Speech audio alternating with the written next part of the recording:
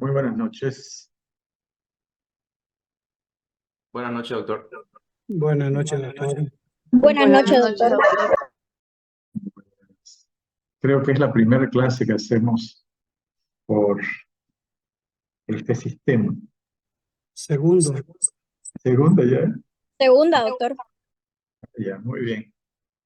Bueno, vamos a ir avanzando un poco hasta las 8:30, que ya va a entrar el doctor Gandarilla Cuellar para exponer lo que actualmente se hace en el hospital donde él está, Estados Unidos, para que tengan ustedes una visión de otro lugar, digamos, y nosotros comparemos lo que hacemos acá y, bueno, veamos cuál es la mejor forma de tratar a un paciente con insuficiencia cardíaca. Creo que esto tiene que agrandarse más. Ahí. Muy bien. Nosotros estábamos yendo por la clasificación de la insuficiencia cardíaca, ¿no? Habíamos hablado del remodelamiento, la disfunción ventricular, disfunción sistólica, disfunción diastólica, insuficiencia cardíaca derecha. Habíamos dicho de que se podía clasificar a la insuficiencia cardíaca desde varios puntos de vista.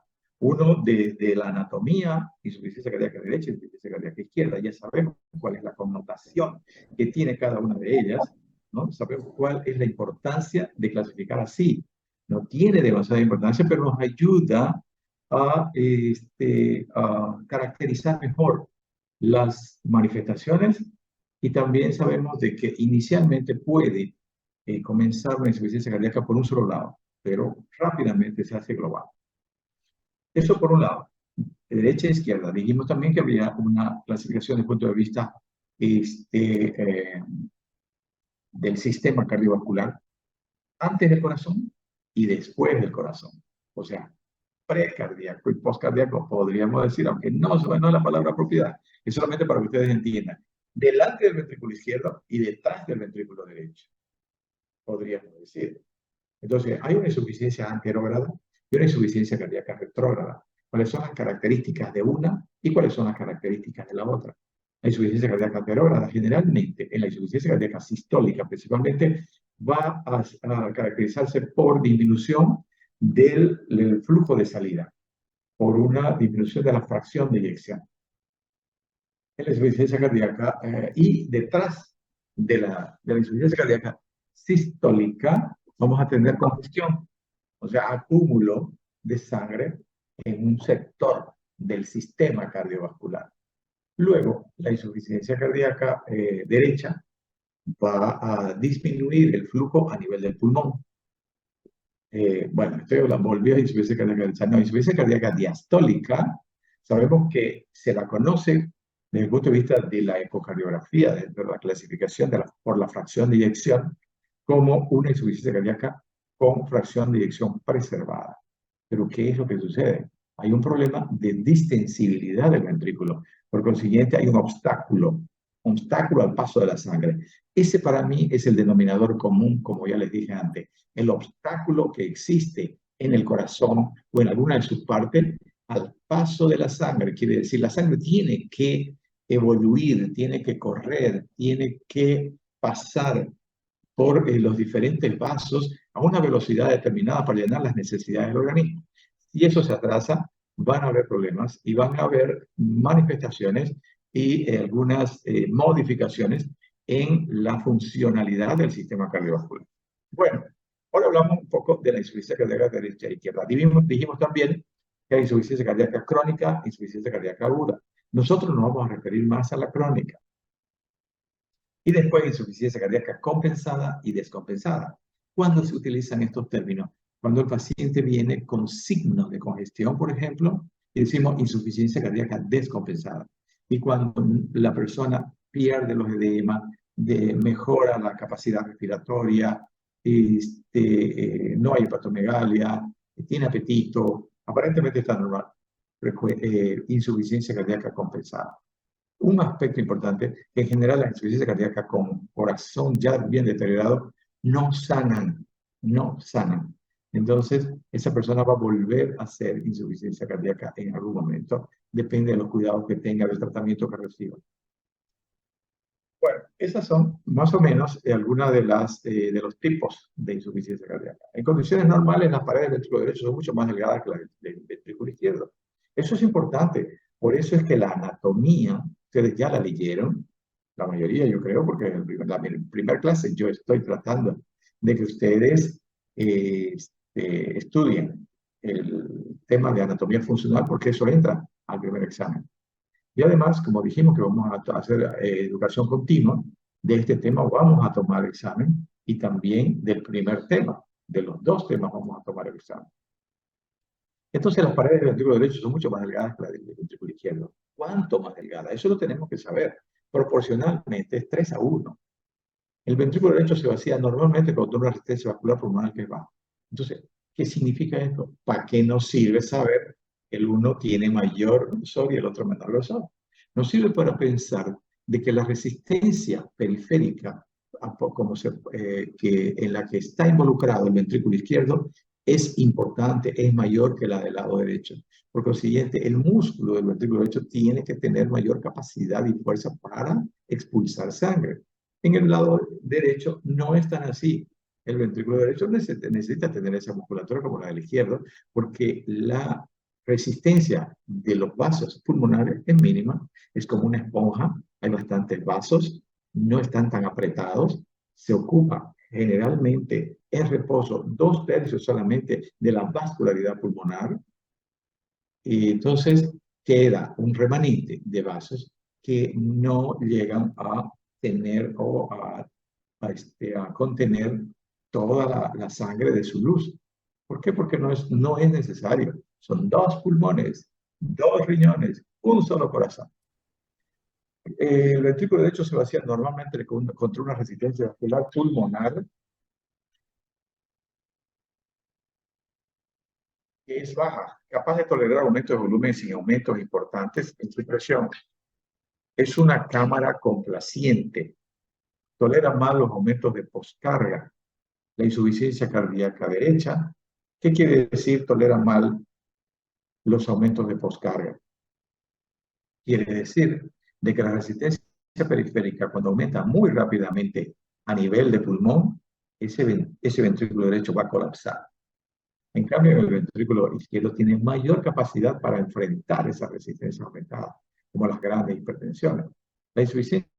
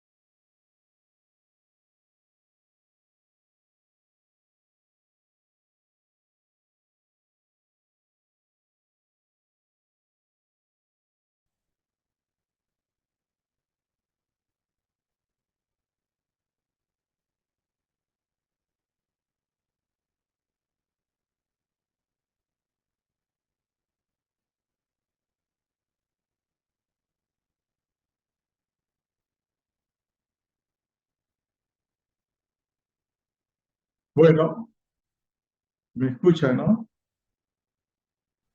Sí, Sí, sí, doctor, te doctor. escucho. Sí, doctor.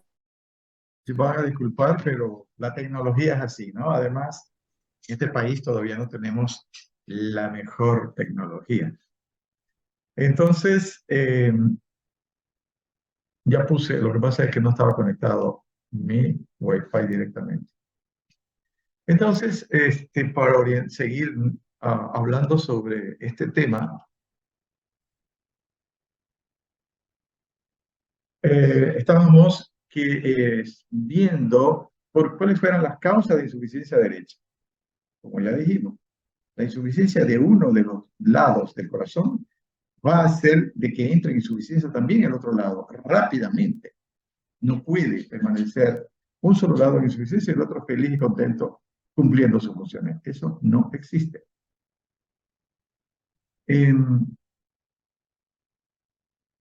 ¿Cómo se produce? Dentro de la evolución que vamos a ver, dentro de la explicación que vamos a ver, y que ya en parte hemos hecho mención, es que cuando se produce una insuficiencia cardíaca crónica de origen en el lado izquierdo, por ejemplo, una hipertensión arterial que es muy frecuente, va a haber engrosamiento del ventrículo izquierdo, ¿no? Ya dijimos, hipertrofia del ventrículo izquierdo. Esto hace que la aurícula izquierda tenga dificultad para expulsar la sangre hacia el ventrículo izquierdo en la fase que le toca. Porque ustedes saben que en la diástole, la primera fase es llenado rápido ventricular y la segunda fase de llenado del ventrículo es la contracción auricular del ventrículo izquierdo. Entonces, la contracción auricular hacia el ventrículo izquierdo. Entonces, ¿qué sucede con esa aurícula? Al no poder enviar esa sangre al ventrículo izquierdo, toda parte se queda, pero esa aurícula le va a seguir llegando por las venas pulmonares que vienen del lado derecho por el pulmón y por las venas pulmonares a la aurícula izquierda. Le va a seguir llegando sangre. ¿Qué pasa con la sangre acumulada? Ejerce presión sobre las paredes. ¿Y qué hace esa presión sobre las paredes? La agranda la aurícula. La agranda la aurícula. Y entonces esa presión no se queda ahí. Esa presión se manifiesta hacia atrás, hacia las venas pulmonares. Esas venas pulmonares con mayor presión ya no van a hacer de que circule la sangre con facilidad. Esa presión va a ir haciendo un retroceso hacia los capilares venosos en pulmón y luego capilares arteriales y luego las arteriolas y luego la arteria pulmonar. Va a llegar esa presión a la arteria pulmonar. Cuando la arteria pulmonar ya tiene una presión mayor a la normal, ¿quién siente esta presión? El ventrículo derecho. Y ese ventrículo derecho ya va a tener, como dijimos antes, tolera más los aumentos de poscarga. Va a tener una poscarga aumentada. ¿Qué hace el ventrículo derecho? Lo mismo que hizo el izquierdo. Se va a hipertrofiar. No igual que el izquierdo, pero se va a hipertrofiar. Porque si no, colapsaría y la persona fallecería. Entonces, intenta mejorar las condiciones de su funcionalidad. De ahí que ese ventrículo derecho va a cumplir con sus funciones en un tiempo. Se hipertrofia y empuja la sangre hacia adelante. Pero no se va a hipertrofiar por siempre, porque la causa continúa. El lado izquierdo tiene problema. La hipertrofia del ventrículo sigue. La hipertensión no ha sido controlada. La persona es cada vez mayor. Tiene tejidos cada vez más duros. Entonces, ese ventrículo derecho, al final, y como toda la evolución de esta patología, hace que, como dije al principio, todo el corazón, al final se va a dilatar. Al final, la dilatación del corazón se va a producir, sea que antes hubo hipertrofia concéntrica, o sea que, o si hubo hipertrofia excéntrica, igual va a llegar a dilatarse. Entonces, cuando se dilata, ¿qué sucede? Se distiende el anillo tricuspideo y ahí forma parte ya del problema la aurícula derecha. Cuando forma parte del problema de la aurícula derecha por distensión del anillo de la tricúspide, que no tiene lesión, solamente es distensión, va a haber regurgitación del ventrículo derecho a la aurícula derecha. Y ahí comenzaron las manifestaciones de congestión venosa periférica. Comenzó la ingurgitación yugular, comenzó la hepatomegalia, la esplenomegalia, la ascitis los edemas de miembros anteriores. Esas son manifestaciones más derechas. Por supuesto que va a haber disnea, pero la disnea más característica es la disnea del lado izquierdo. La congestión del pulmón es por problemas en el lado izquierdo. Generalmente, la congestión del lado derecho es en el sistema venoso periférico. O sea, esto es para tratar de que ustedes tengan los conceptos más claros, más definidos, y los puedan captar y después los puedan tratar de entender mejor, leyendo. Para eso es, tratando de resumir esta situación.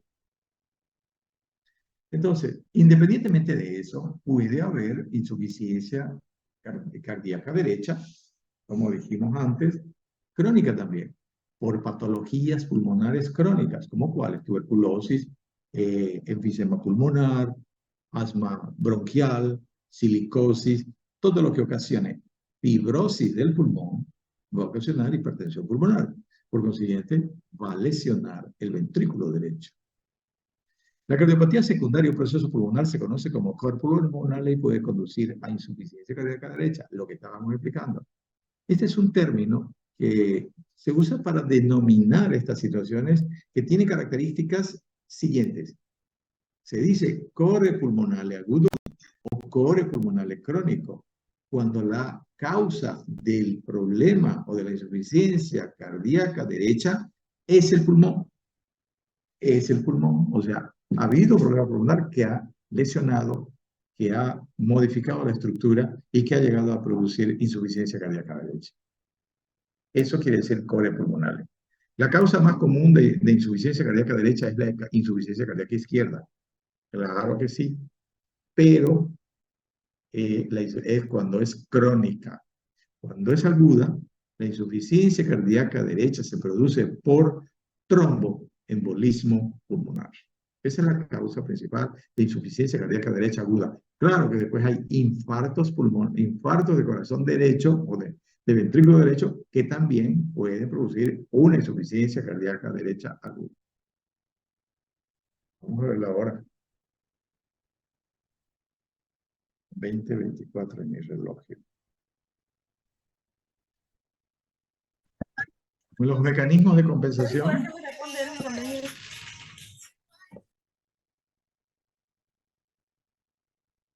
Los mecanismos de compensación son los que habíamos dicho, que tratan de que el sistema funcione de la mejor manera, pero no consiguen. ¿Por qué? ¿Cuál es el factor fundamental para solucionar cualquier problema de salud o en la vida misma? Eliminar el problema. No quiero decir con esto de que si hay una persona que produce conflictos, la vamos a eliminar a la persona. No. Hay que retirarse, hay que buscar la forma de estar lejos, digamos, del problema para que no influya en nuestra vida. En este caso, para que este problema no haga que funcione mal el sistema cardiovascular. Sin embargo, los mecanismos de compensación no pueden hacer eso. Solamente tratan de paliar un poco la situación por poco tiempo y después hasta se convierten en mayor problema para el sistema cardiovascular. Mecanismo de compensación, como el de Frank Starling. Mecanismo de Frank Starling.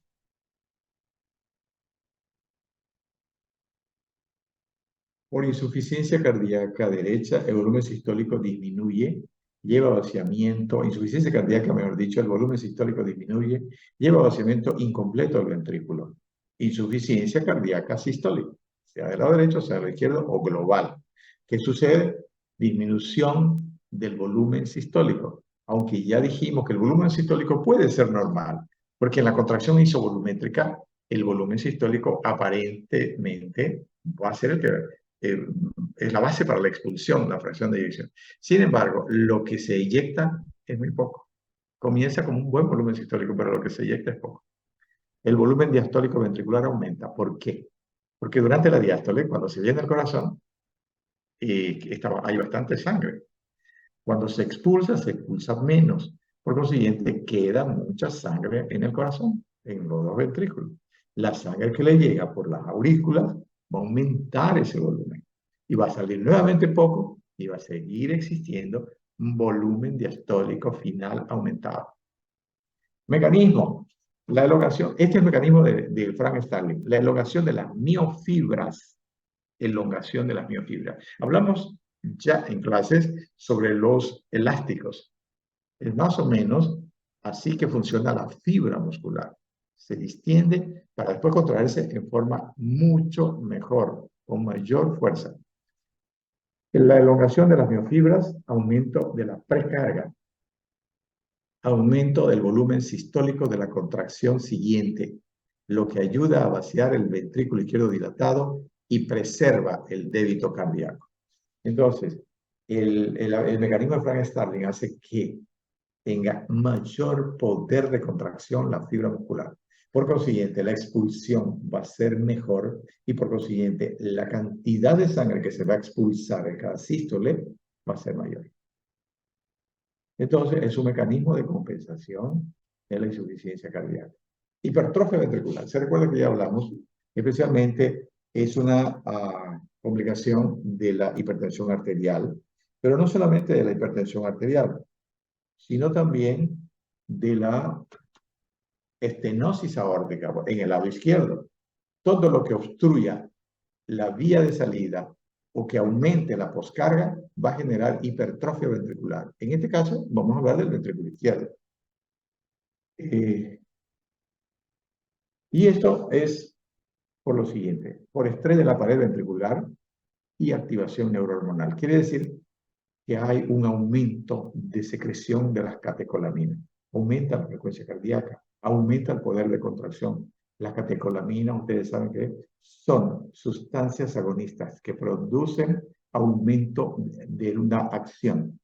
Vasoconstricción, contracción, frecuencia cardíaca aumentada. Aumenta el tamaño miocitario y el depósito de matriz extracelular. Quiere decirse hipertrofia, no es hiperplasia, porque hiperplasia es aumento de la célula. Y el depósito de matriz extracelular quiere decir de que la matriz que tiene un tejido especial tiene que hacer de que las células se mantengan unidas, se mantengan formando una estructura que mejore las condiciones de contracción. El resultado compensatorio de la hipertrofia ventricular es aumentar la fuerza contráctil y a reducir el estrés de la pared. Muy bien, vamos a ver si ya comenzamos con la exposición.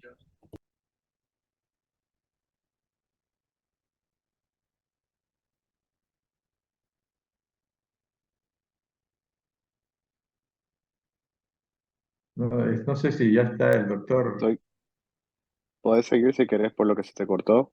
Puedes seguir 5 o 10 minutos para terminar. No, si vos estás listo ya podemos, porque los otros factores tengo que seguir hablando de ellos. Pero si ya estás listo, es mejor. Ok. ¿Vas a poner Sí. cámara? Ya. Sí. 5 minutos. Sí. Habla 5 minutos y ahorita yo me conecto. Muy bien. Bueno.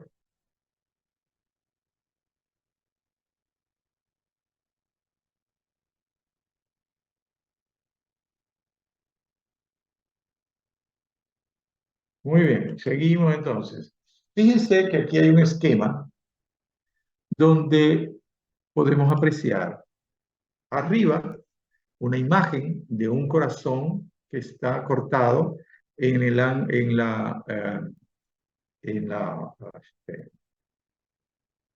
transversalmente, por debajo de la válvula mitral. Ese es el corte que han hecho. Corazón normal. Fíjense como el ventrículo izquierdo tiene una cavidad en esta zona, aparentemente, o mejor dicho, se ve aquí directamente, pero no siempre es así, tan circular, pero es circular en relación al ventrículo derecho, que es como una media luna. ¿Ya? Entonces, este es un corazón normal. Luego, hacia abajo y a la derecha, tenemos un corazón hipertrofiado, hipertrofia concéntrica. Fíjense cómo esta cavidad disminuyó Y esto es lo que va a dar lugar a la disfunción diastólica, esto es lo que va a dar lugar a la insuficiencia cardíaca diastólica con fracción de eyección preservada, que se llama, ¿no? 3. Luego, fíjense cómo este ventrículo derecho disminuye algo también. En cambio, cuando hay, esto es por sobrecarga de presión, como ya estudiamos, y luego tenemos la sobrecarga de volumen, volumen. ¿Cuándo hay sobrecarga de volumen? Especialmente cuando hay insuficiencias valvulares, por ejemplo, de la aorta o de la válvula mitral, de la válvula pulmonar, hay aumento del volumen eh, que maneja el corazón. Por consiguiente, fíjense, esta pared es más delgada, la cavidad es mayor, la cavidad del derecho también es mayor, pero esta hipertrofia se le llama excéntrica. ¿Y cuál es la característica de la hipertrofia excéntrica? Que tiene capacidad de contracción. No es como la dilatación que ya, de la que hablamos, que al final en el sentido de que cuando el corazón ya llega a una situación donde ya no tiene capacidad para modificar nada más, ya no hay mecanismo de compensación, entonces se dilata y las fibras quedan como un globo que se hubiera inflado y queda sin elasticidad. Entonces, hay una hipertrofia excéntrica en este caso, cuando hay una sobrecarga de volumen inicial, porque hay una capacidad de contracción importante todavía, solamente que el corazón va a ser más grande. Pero la otra dilatación, no es hipertrofia excéntrica, ya es una dilatación del corazón, es cuando ya está en la última etapa. El corazón llegó a esa etapa y ya no hay forma de que vuelva hacia atrás. Ese corazón ya va a necesitar, solo necesita trasplante. No hay forma de que vuelva, por lo menos hasta el momento, a tener la capacidad de contraerse y de cumplir con las funciones que nosotros conocemos. Activación neurohormonal, como ya hablamos algo, es la activación simpática, catecolaminas, adrenalina y noradrenalina, producen, como son estimulantes, cambios en la frecuencia cardíaca y además vasoconstricción. Esos son los factores más importantes. Las catecolaminas circulantes tienen efectos adicionales negativos en los pacientes con insuficiencia cardíaca.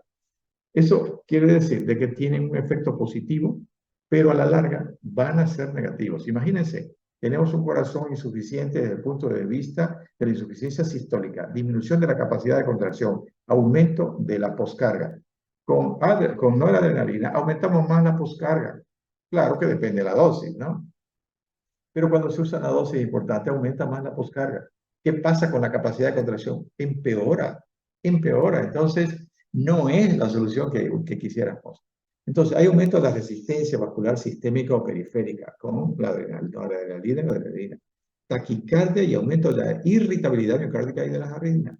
Entonces, las catecolaminas aumentan la posibilidad de arritmia y a veces arritmias muy graves. Si la persona está usando digital, que ya es muy poco probable, o está con trastornos de los electrolitos, como ser el potasio y el magnesio, hay mayor posibilidad de arritmia y más grave. Mientras el corazón esté más lesionado, las arritmias son más graves y peligrosas y pueden llegar a ser parada cardíaca.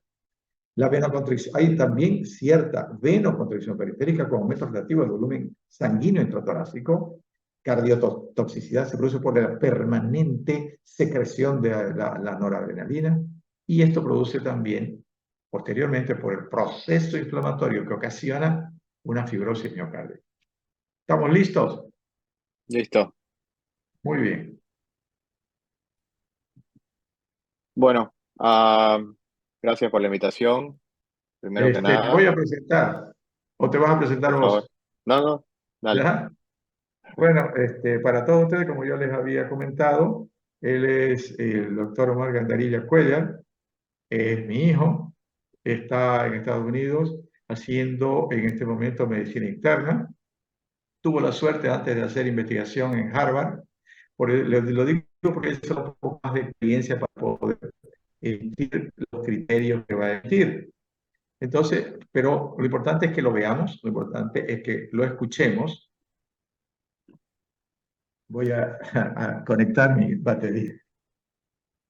¿Puedes hablar Bueno, ya? sí.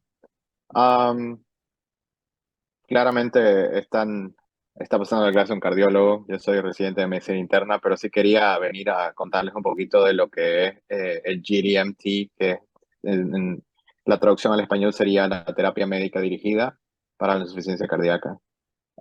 El GDMT o la terapia médica dirigida para insuficiencia cardíaca se usa alrededor del mundo. Se debería usar porque es lo que está comprobado de que disminuye la mortalidad. Entonces, la idea en insuficiencia cardíaca, y que tengo que mencionar lo que es insuficiencia cardíaca con fracción de eyección reducida, que vendría a ser menor de 40% de la fracción de eyección.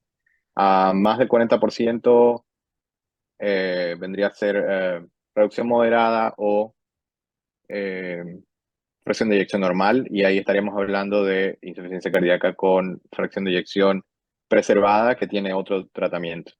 La fracción de eyección, de la insuficiencia cardíaca con fracción de eyección preservada, en este momento no tiene um, un tratamiento que disminuya la mortalidad, pero sí es importante tratar, sobre todo si los pacientes están muy sintomáticos e hipervolémicos, con diuréticos.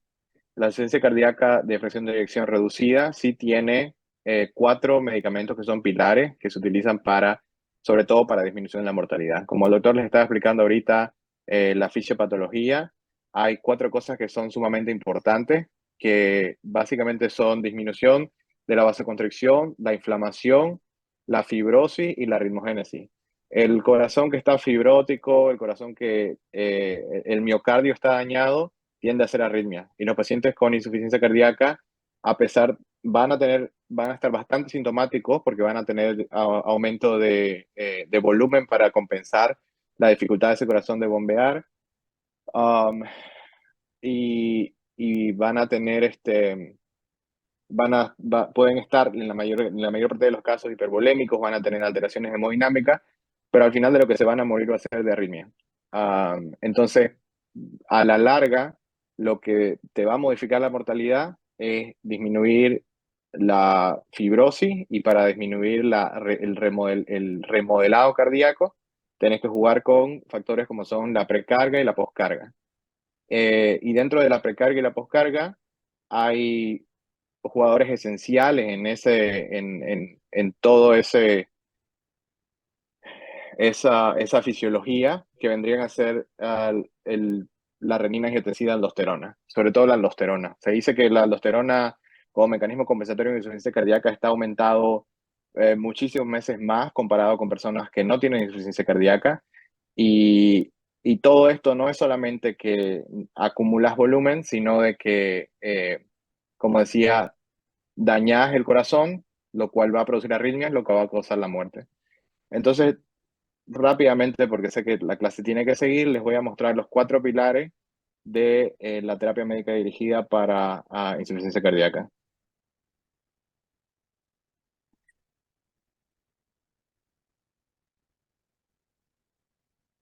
Entonces, está en inglés, pero obviamente se los voy a yo traducir, que también se entiende, porque la primer droga sería los beta bloqueadores, la segunda droga serían los, ah,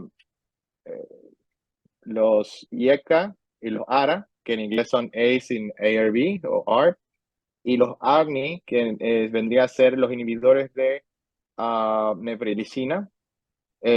Acá dice donde dice MRA son los inhibidores de la receptor de aldosterona, y SGLT2, inhibidores de SGLT2, L2, que es básicamente una medicación que se empezó a utilizar para diabetes, pero se vio que tenía efectos beneficiosos en insuficiencia cardíaca. Entonces, como primer pilar la terapia médica dirigida para insuficiencia cardíaca, tenemos los beta bloqueadores, que tienen varios beneficios, sobre todo en el sistema simpático compensatorio.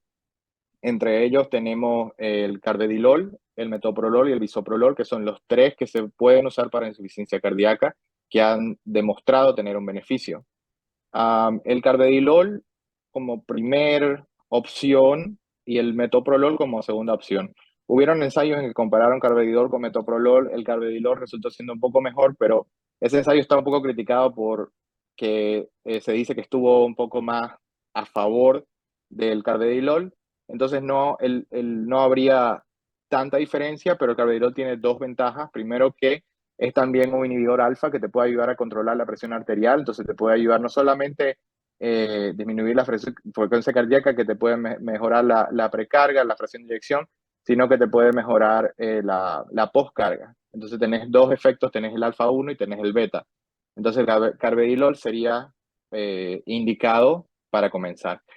Habiendo dicho eso, tenés que pensar también de que no puedes iniciar beta bloqueadores si es que la insuficiencia cardíaca está descompensada. Cuando está descompensada, el paciente está sintomático, puede estar eubolémico, pero vayámonos al caso más común, que es que está hipervolémico, y lo que tienes que hacer es hacer primero diuresis, compensar al paciente, que tenga buena perfusión, y después empezar la terapia médica dirigida. Cuanto antes las puedas empezar, cuando antes el paciente ya deje de estar descompensado, puedes empezar a la terapia médica dirigida. La otra cosa, el otro efecto teórico también que tiene el carvedilol es que el efecto alfa 1 puede aumentar la sensibilidad a la insulina del cuerpo. Y esto ayuda especialmente si los pacientes tienen diabetes tipo 2 o si tienen sobrepeso. El metoprolol que se usa es generalmente el metoprolol succinato, que es el que se toma una vez al día, que tiene una función de 24 horas. El metoprolol succinato es beta 1 selectivo y es el que se prefiere usar en insuficiencia cardíaca, versus la otra forma de metoprolol, que es el metoprolol tartrato. Y ese tiene que tomarse 2 veces al día. Entonces, en beta bloqueadores tenemos carvedilol y metoprolol, succinato, y el carvedilol como preferido, si es que se puede usar por el efecto alfa, que es beneficioso. ¿Qué es lo que tenemos que ver cuando empezamos los beta bloqueadores? La frecuencia cardíaca, la presión arterial. Si tienes un paciente que no puede mantener presión arterial normal y vas a empezar un beta bloqueador, tenés que tal vez pensar un poco en el riesgo-beneficio, pero el riesgo-beneficio incluye el pensar de que tenés efectos beneficiosos de mortalidad. Entonces si tu paciente tiene 90, 60 y es aceptable y es asintomático, entonces igual podés empezar carvedilol o pensar en empezar beta bloqueadores. En cuanto a eh, IECA y ARA, ACE o ARB en inglés, también son beneficiosos, pero hay una droga específica que es una combinación que se está usando, que viene con el nombre comercial de Entresto, que es básicamente valsartán con un inhibidor de nefrilicina que se llama sacubitril. Entonces, el sacubitril valsartán, que viene con el nombre de Entresto, tiene combinado beneficio de inhibidor de nefrilicina y también de ARA. Si se puede usar ese, es mejor porque tiene un efecto combinatorio y este disminuye la mortalidad y tiene también un beneficio en el control de la presión arterial. Cada vez que digo disminuye la mortalidad, tiene una relación o una correlación con el mejoramiento o la inhibición del remodelaje cardíaco. ¿Por qué? Porque el remodelaje cardíaco te predispone a arritmias y las arritmias son los que van a matar al paciente. Haciendo una pausa aquí hablando sobre estos 4 pilares, cuando la insuficiencia cardíaca cuando la fracción de eyección está muy baja, por debajo de 30, se empieza a pensar también en los desfibriladores implantables, que pueden, cuando los pacientes entran en fibrilación, ah, tienen un desfibrilador implantado ya que puede dar descargas al corazón para que vuelva a latir de nuevo. También hay otros aparatos que pueden detectar el ritmo cardíaco, que si el corazón está latiendo muchas veces por minuto, pueden también dar otra descarga para que vuelva a la normalidad, o si está latiendo por debajo, digamos, de de 50 latidos por minuto, o eso se lo puede programar, puede también dar otra descarga para el corazón vuelva a la normalidad. Entonces eso también lo ha añadido a la terapia médica dirigida. Los desfibriladores implantables también aumentan la sobrevida en tratamiento de insuficiencia cardíaca. ¿Qué es lo que tenemos que checar? Esto también es importante, que tal vez no todos los pacientes van a tener acceso a sacubitril valsartán. En ese caso se puede usar los ARA. Los IECA ya casi no se usan tanto porque tienen los efectos adversos de la tos o del angioedema en algunos pacientes. Entonces el ARA tiene un efecto parecido y también se prefiere. Um, entonces, si no se tiene acceso a esta droga, al Entresto, se puede también usar un ARA, que también tiene un beneficio. ¿Qué es lo que hay que monitorear ahí? Presión arterial, obviamente. Si tu paciente está manteniendo buena presión arterial, puedes iniciar beta bloqueador, puedes iniciar Entresto. También chequear el potasio, porque usualmente estas drogas predisponen a aumento del potasio. Entonces cada tanto hay que chequear un panel de química sanguínea para ver el potasio en estos pacientes, especialmente con más cuidado todavía en pacientes que tienen enfermedad renal crónica, que tienen más dificultad de eliminar potasio. Los inhibidores del receptor de la aldosterona, la espironolactona, la prerenona. La prerenona incluso acá es un poco cara, pero no tiene los efectos sexuales que tiene la espironolactona, ni tiene la ginecomastia. Entonces sería ideal, pero la espironolactona que sería más accesible, que también ayuda directamente porque, como les decía, la activación de aldosterona es bastante importante. Entonces, mientras más la inhibimos, mejor. Y también para chequear la creatinina y chequear el potasio en estos pacientes, sobre todo en pacientes que tienen enfermedad renal crónica.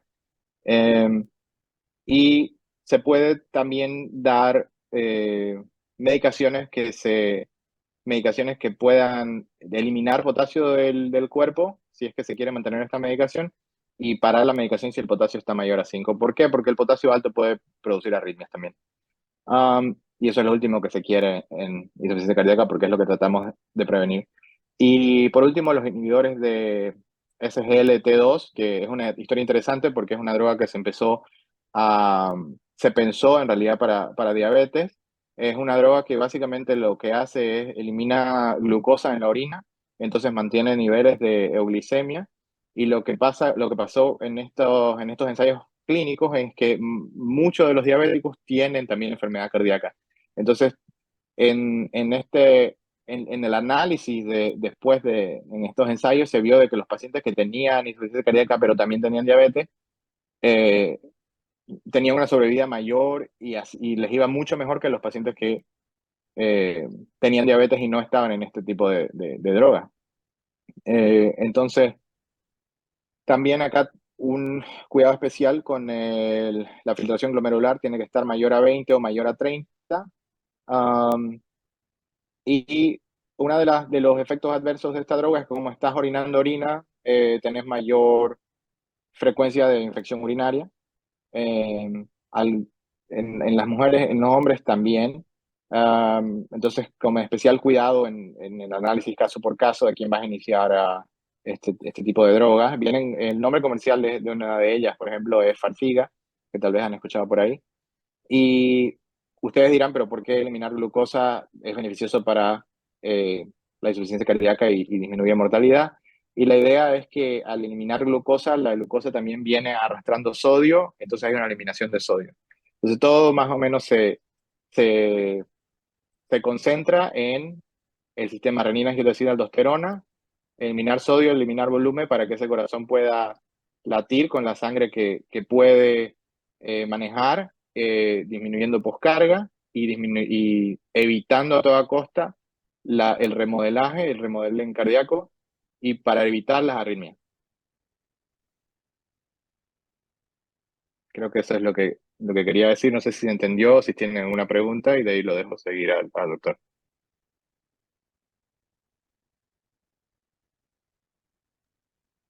Eh, una pregunta, todo este tratamiento que acaba de explicar es para específicamente insuficiencia cardíaca con fracción de eyección preservada, ¿no? Cuando hay Reducida, mayor reducida, reducida. Ah, ya, sí. ya. Con Perfecto, fracción de gracias. eyección reducida, no descompensada. Y lo que dije al principio, eso fue confuso. Lo que dije al principio fue que para fracción de eyección preservada, que es usualmente insuficiencia diastólica, no hay medicaciones que te aumenten la sobrevida o te disminuyan la mortalidad.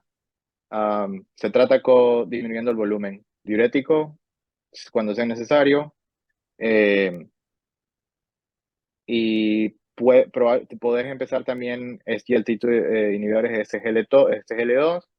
Y recientemente un ensayo hace unos meses, del 2023, demostró que el sacubitril/valsartán disminuía los niveles de péptido natriurético auricular en los pacientes con insuficiencia cardíaca de fracción de eyección preservada. Entonces, hay todavía ensayos que están viendo qué es lo que puede funcionar para estos pacientes para aumentar la sobrevida. Pero la terapia médica dirigida que acabo de hablar es exclusiva para pacientes con insuficiencia cardíaca con fracción de eyección reducida, menor del 40%. Doctor, ¿alguna pregunta? Muchas gracias. Y no se habla del uso de digoxina. Personalmente uso digoxina acá en nuestro medio cuando la presión está, por ejemplo, en 90-60 y quiero usar un vasodilatador, sea un IECA o un ARA o especialmente, o hasta incluso un betabloqueador como el carvedilol. Uso digoxina y yo he determinado para mí, para mis estudiantes, de que la digoxina, digo, para mí en el sentido de que cuando yo pregunto cuándo se usa la digoxina, la respuesta es en caso de insuficiencia cardíaca sistólica con tendencia a la hipotensión. Cada 15 días aproximadamente se debe hacer el control de cuando está con medicación de este tipo. Me refiero a los vasodilatadores en general, porque cuando también yo hablo sobre el tratamiento, les digo que el tratamiento de la insuficiencia cardíaca es con los antihipertensivos en general, que tienen una función vasodilatadora. El aspecto fundamental de la insuficiencia cardíaca es disminuir la poscarga. Antes era mejorar la fuerza de contracción con los digitales principalmente. Ahora, el aspecto fundamental es disminuir la poscarga. ¿Qué hizo? Sí, o sea, aumentar la contractilidad también te consume oxígeno y gran parte de los casos de insuficiencia cardíaca, sobre todo fracción de eyección reducida, es porque cardiopatía isquémica. De hecho, a muchos pacientes se le hace cateterismo acá cuando tienen fracción de eyección reducida, que no hay alguna explicación fácil de hallar, se los lleva a cateterismo y se ve si tienen isquemia cardíaca. Y en caso de la fracción de eyección preservada, se los lleva a cateterismo de corazón derecho para ver si hay hipertensión pulmonar, porque también se puede tratar dependiendo si es precapilar o postcapilar. Sí, en caso también de que haya hipertrofia, en la etapa de hipertrofia con dilatación ya, yendo a la dilatación, también hay signos de isquemia. ¿Por qué? Porque durante la hipertrofia patológica no aumentan los vasos proporcionalmente en relación a la hipertrofia de las células musculares, no como en el corazón de atleta. En el corazón de atleta aumenta el corazón, aumenta las fibras, pero hay también un aumento de la capacidad de los vasos arteriales. Cuando es un trastorno patológico no hay, por eso se genera también cierto grado de isquemia relacionada con la necesidad de oxígeno de las fibras que están hipertrofiadas. Muy bien, no habiendo alguna otra pregunta, Le tenemos que decir gracias al doctor Gandarilla por su exposición y esto que sea un estímulo para nosotros, para leer, para investigar, para mejorar y para conocer mejor sobre esta patología que es muy frecuente y cada vez van a haber más pacientes porque con el aumento de la esperanza de vida, la insuficiencia cardíaca también aumenta en el aspecto de su frecuencia. Así que todos en algún momento van a recibir, si no tienen una especialidad totalmente diferente o van a ver, a veces hasta en la familia, no es necesario que ustedes lo traten, pero para orientar es importante conocer lo mejor que se pueda sobre esta patología. Muchas Lo último, gracias. lo último para decir que sé que tal vez Farxiga es difícil de encontrar, entre esto es difícil de encontrar, pero para allá carvedilol, losartán y espironolactona son 3 drogas que creo que son accesibles y que son parte de la terapia médica dirigida que puede disminuir la mortalidad de los pacientes con insuficiencia cardíaca, de fracción de eyección reducida. Muy bien, muchas gracias. Hasta pronto, ya hablamos. Muy bien, estamos en las 20:57 todavía. Vamos a seguir.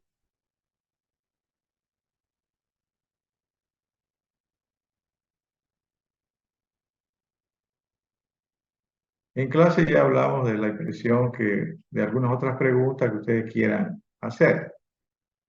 Personalmente, ¿qué es lo que se tiende a optimizar con el uso de medicamentos para tratar las enfermedades, específicamente en este caso, insuficiencia cardíaca? Medicamentos que vayan a aumentar la esperanza de vida o a disminuir la mortalidad. Por ejemplo, la digoxina no disminuía la mortalidad, pero ustedes dirán, ¿pero por qué la usa? La uso porque a veces yo pienso o yo veo desde mi punto de vista que no hay más opción. He tenido pacientes e incluso pacientes que se han descompensado, que fueron a la sala, digamos, de San Juan de Dios. Le quitaron la digoxina y salieron y no se compensaron bien. Les agregué digoxina y quedaron bien. Claro, son pocos casos, yo no puedo decir, no, esto ya es genérico para todos. Pero, ¿qué es lo que uno en última instancia quiere? Por supuesto, lo primero, mejorar la esperanza de vida o disminuir la mortalidad. Pero al final, cuando la gente tiene tanto problema de salud de este tipo, lo que se quiere es mejorar la calidad de vida. La persona con insuficiencia cardíaca, que no puede ni acostarse, que tiene que dormir sentada, que todo el tiempo está con falta de aire, que no puede hacer ningún movimiento porque le falta el aire, que se le mejore su calidad de vida, por lo menos para que pueda acostarse a 45 grados en una cama. Eso ya es bastante. Entonces, por eso es que yo todavía sigo usando la digoxina. Y yo, bueno, el año pasado, no sé, no sé si fue el año pasado, hace 2 años, que en una mesa, mejor dicho, en una conferencia sobre insuficiencia cardíaca, hubo cierta polémica. Un cardiólogo mayor con un cardiólogo joven. El cardiólogo joven, frente a todo pronóstico, defendía el uso de digoxina y el cardiólogo mayor ya no le daba ninguna utilidad. Entonces, eso en la práctica uno lo ve. Por supuesto que uno tiene que guiarse por por los estudios, por lo que dicen las guías también, pero uno está ahí con su paciente.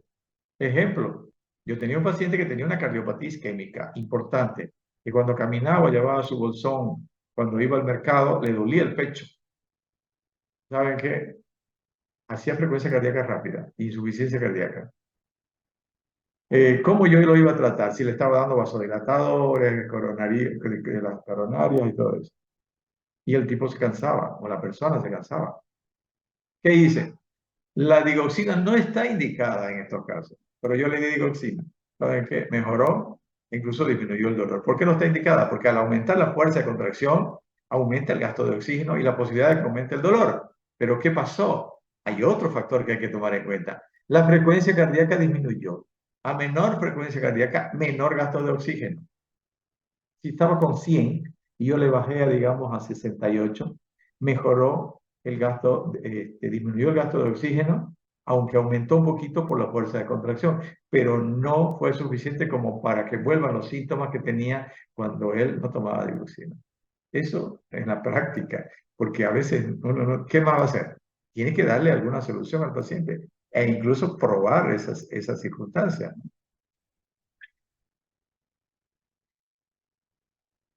Bueno, vamos, como digo, la próxima clase vamos a seguir viendo si ustedes tienen alguna pregunta sobre esto y cuando veamos también tratamiento. Por ahora vamos a seguir, ¿sí? Doctor, disculpe una preguntita. Usted Sí, dice que la dioxina la utiliza en insuficiencia cardíaca sistólica, ¿no? sí, sí. Ya, ok. Siempre se utilizó insuficiencia cardíaca, como les dije yo, la insuficiencia cardíaca no tenía clasificación en esa época en sistólica y diastólica, o con fracción de eyección normal, aumentada, o preservada o disminuida. No existía. Eso ha existido, digamos, bueno, a ver, en el año, yo creo que 90, más o menos. Entonces,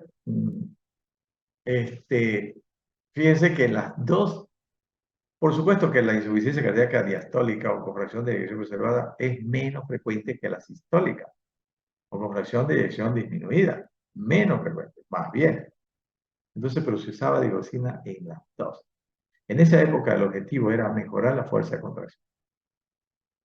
Muy bien, ahora vamos a un elemento, un medicamento que al principio solamente se lo utilizaba también como ahorrador de potasio. Porque cuando la persona con insuficiencia cardíaca estaba totalmente edemmatizada, con anasarca incluso, uno usaba bastante diurético. Se decía incluso, cuando hablemos de tratamiento, le voy a hablar de la dosis de ataque de la furosemida. Cuando la persona está con mucha falta de aire, está tan congestionada, hay que usar furosemida cada 6 o cada 8 horas, ¿no? Teniendo un buen riñón, por supuesto, se va a conseguir excelentes resultados. Pero también, por el otro lado, hay que decirlo, no hay que hacer que las personas eliminen líquido demasiado rápido. Todo lo que en el organismo se produce demasiado rápido va a ocasionar cambios en la situación total del cuerpo.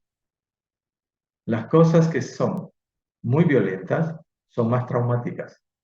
Entonces, hay que darle tiempo al organismo a que sus tres espacios, intravascular, extracelular intracelular, pues equilibren. Entonces, sacar líquido del intravascular violentamente, eso puede generar también problemas, otros tipos de problemas de salud. Entonces, ¿por qué digo aquí eso? Hay que usar diuréticos, pero hay que tener en cuenta ese aspecto. Si la persona está muy desmatizada, tiene, vamos a hablar de hipovolemia intravascular, ¿no? Porque tiene bastante líquido en todo el organismo, pero está fuera de los vasos. ¿Por qué? Porque los líquidos se salen fuera de los vasos en un paciente crónico cardíaco. Ahí tenemos que pensar, ¿saben qué? En albúmina. La persona es crónica, no se alimenta bien, el hígado está edematizado, no produce casi proteína. Entonces, la presión oncótica está dada por las proteínas, especialmente la albúmina. Si se sale, si disminuye la albúmina, porque el organismo cuando tiene inanición, cuando no se alimenta lo suficiente, va a utilizarlas como, producción de energía para su sobrevivencia. Entonces pierde la albúmina y el hígado no puede producir lo suficiente. De ahí que, entonces, siempre en un paciente crónico, no solamente cardiópata, en un paciente que tenga problemas digestivos crónicos, hay que pensar en problemas de albúmina. se hinchó, dicen el paciente, ¿no? Y no tenía problemas de corazón. Claro, eso se llama desnutrición en general. Siempre hay que pensar. Cuando ustedes tengan un paciente crónico con problemas digestivos, a veces hasta vesícula, la gente no se alimentó bien un mes por problemas de vesícula que no pudo ir al médico y ya tiene disminución de la albúmina. ¿Por qué? Porque la albúmina es proteína. La proteína, especialmente la completa, es animal. ¿Qué proteína animal? El huevo, la carne, la leche. Sin embargo, la gente no lo come, eso va a estar con problemas digestivos. Come solamente sopita, papita, purecito. Eso no produce proteína. Entonces, la gente se autodigiere. Eso es importante también. Bueno, sistema renina, angiotensina, aldosterona es un factor de compensación también. Mecanismo de compensación. Es un gran mecanismo de compensación, importante. Se produce a más largo plazo. Entonces, ¿qué sucede? ¿Por qué aparece este mecanismo de compensación? Ustedes saben de que si hay hipoflujo, hipoperfusión de las arterias aferentes del riñón, se produce renina. La renina va a producir una cascada de otros elementos, bueno, la angiotensina y la aldosterona, que circulan. La aldosterona, entonces, va a hacer de que se inhiba la eliminación de litio. Estimulación de los receptores beta-1 en el aparato yuxtaglomerular de los riñones por la actividad simpática y activación de los vasoreceptores en el lecho vascular renal, flujo sanguíneo renal disminuido. Principales mecanismos responsables de la liberación de renina en insuficiencia cardíaca aguda, especialmente la disminución del flujo renal, pero por supuesto también los agonistas simpáticos. No quiero pasarme 2108.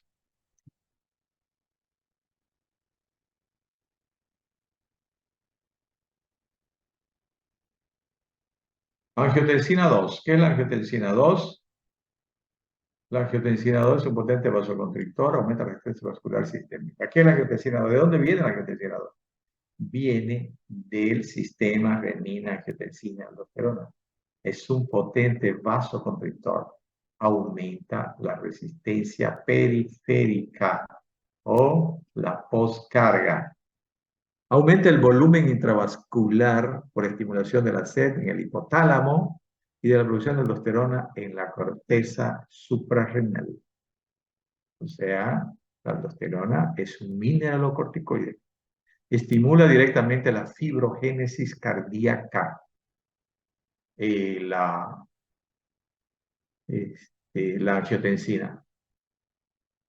Produce la espironolactona también, mejor dicho, la aldosterona. Produce hipertrofia miocitaria. La aldosterona, además de producir retención de sodio, promueve la fibrogénesis y el remodelamiento. Fíjense qué importante es la aldosterona. Y antes solamente lo utilizábamos cuando se usaba bastante diurético para disminuir la salida de potasio. O sea, por eso se la llamaba diurético, retentor de potasio o ahorrador de potasio. Pero fíjense ahora, disminuye la fibrogénesis. Hormona antidiurética aumenta el volumen intravascular. Eso a nivel de la hipófisis.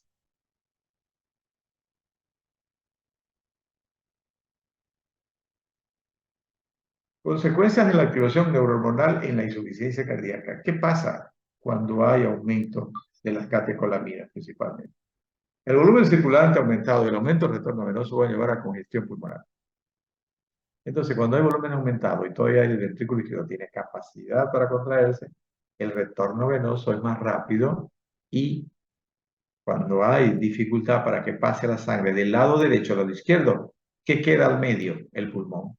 Se va a congestionar, porque el lado izquierdo no elimina como debería eliminar o no hace avanzar la sangre como debería hacer y el derecho le está empujando sangre. Se queda al medio y se congestiona el pulmón.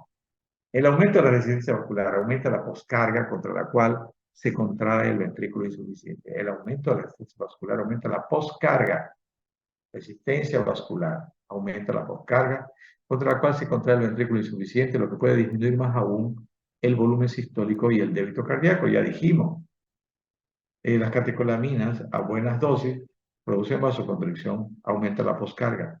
¿Qué pasa en la insuficiencia sistólica? Hay aumento de la poscarga, disminución de la fuerza de contracción. Entonces ese ventrículo va a empeorar en relación a su función. El aumento de la frecuencia cardíaca aumenta la demanda metabólica y disminuye la función del corazón insuficiente. ¿Ve lo que les dije? El aumento de la frecuencia cardíaca aumenta la demanda metabólica. Fíjense que gasta más oxígeno y por consiguiente más nutrientes. Una taquicardia solamente supraventricular, que no es tan grave, por más de 2 o 3 días va a llevar a una insuficiencia cardíaca, ¿no? Probablemente de tipo más diastólico.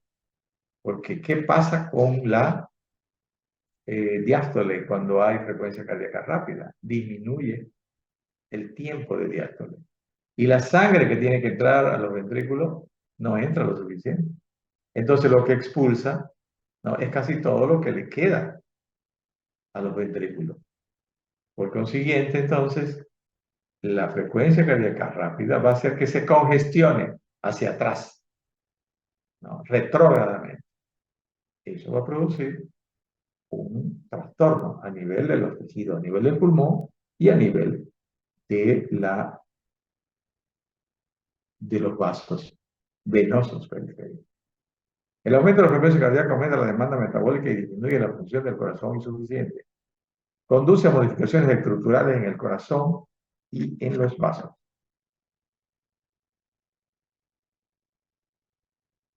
Muy bien. ¿Alguna pregunta?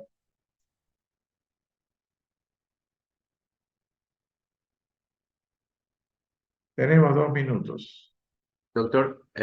tengo una duda sobre la hipertrofia Ya. concéntrica y excéntrica.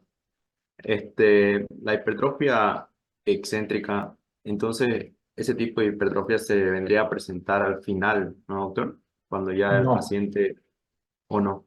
no. Se recuerda que hablamos de los 2 tipos de sobrecarga, ¿no? Sobrecarga de presión, sobrecarga de volumen. La sobrecarga de presión generalmente con un corazón, porque el corazón, el ventrículo izquierdo, tiene dificultad para expulsar la sangre y eso ocasiona una hipertrofia concéntrica. Que quiere decir que la luz del ventrículo, la luz disminuye. Y eso que va a ocasionar una disfunción diastólica. Por consiguiente, puede ocasionar una insuficiencia diastólica. Es lo más frecuente la hipertrofia, porque también se puede presentar en un infarto o en una fibrosis post-infarto, cuando el infarto es grande. El mecanismo ya sabemos que es disminución de la capacidad de distensión. Entonces, cuando hay una sobrecarga de volumen así, rápida, el corazón tiene que distenderse. ¿Para qué? Para retener la mayor cantidad de sangre, pero tiene una contracción normal hasta cierto punto. Solamente que los músculos se mueven con mayor intensidad, pero expulsa una cantidad normal de sangre. ¿Ya? Entonces, esa es hipertrofia, le llaman hipertrofia excéntrica, que para mí es un nombre que no debería ser porque confunde. La otra dilatación es cuando ya ese ventrículo no tiene capacidad de contracción.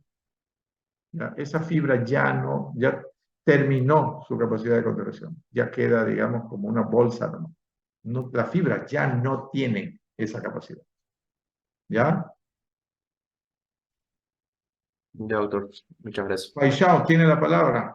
Wesley dos Santos.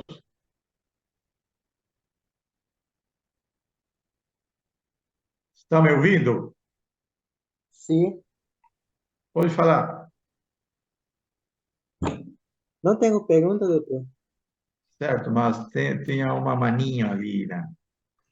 Doctor, Sí, Sí, Oscar.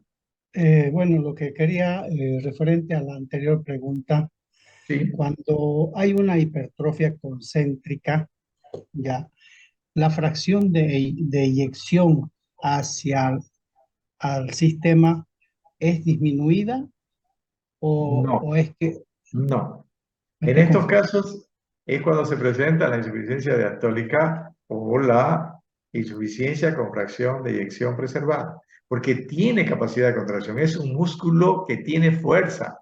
Lo único, miren, yo tengo una idea y voy a tener que seguir repasando porque hasta ahora he leído algo también así rápido, donde un médico o en una charla de un congreso dice que no se tiene en este momento una respuesta para tratar la insuficiencia diastólica.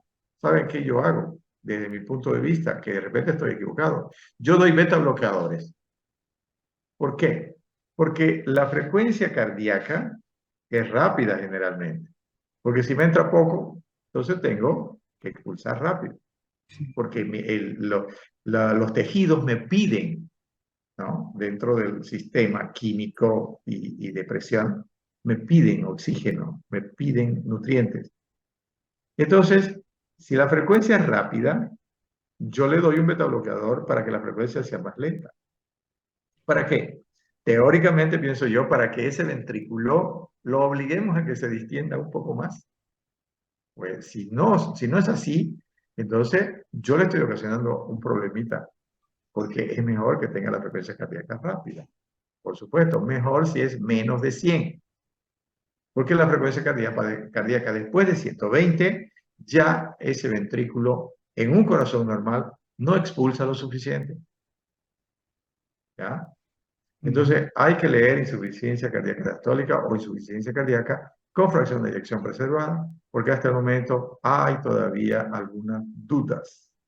Y en lo que se refiere al uso de diuréticos, toda congestión se puede tratar con diuréticos, pero si la sangre que contiene ese ventrículo no es tan importante y le disminuimos mucho con diurético el volumen intravascular, entonces, ¿qué sangre va a entrar? Tenemos que tener un parámetro para saber hasta dónde vamos a usar diurético.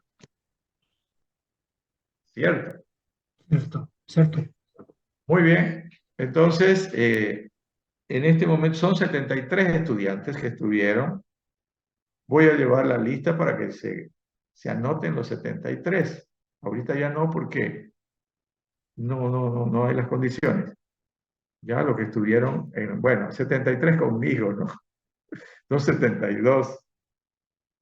Muy bien, entonces, nos vemos. Ojalá que les haya servido algo. Vamos a seguir. Yo creo que vamos a ver si terminamos el jueves ya. Vamos a ver si si terminamos el jueves este tema. De todas maneras, Disculpe. Buenas noches. otras veces, como a veces, por ejemplo, el jueves, el anterior jueves, bueno, no pudimos pasar, creo. A veces hay feriados y todo eso, y no podemos pasar. Entonces, yo les quiero pedirles si hay algún día en que ustedes, lo he hecho con otros grupos, cuando han habido estos problemas de paro y todo eso, de hacer clase extra el sábado a las 7 de la mañana, especialmente cuando hace calor, ¿no? Porque cuando hace frío, es más difícil levantarse. Entonces, si hay necesidad, quiero que ustedes lo tomen en cuenta eso para poder terminar el programa, ¿no?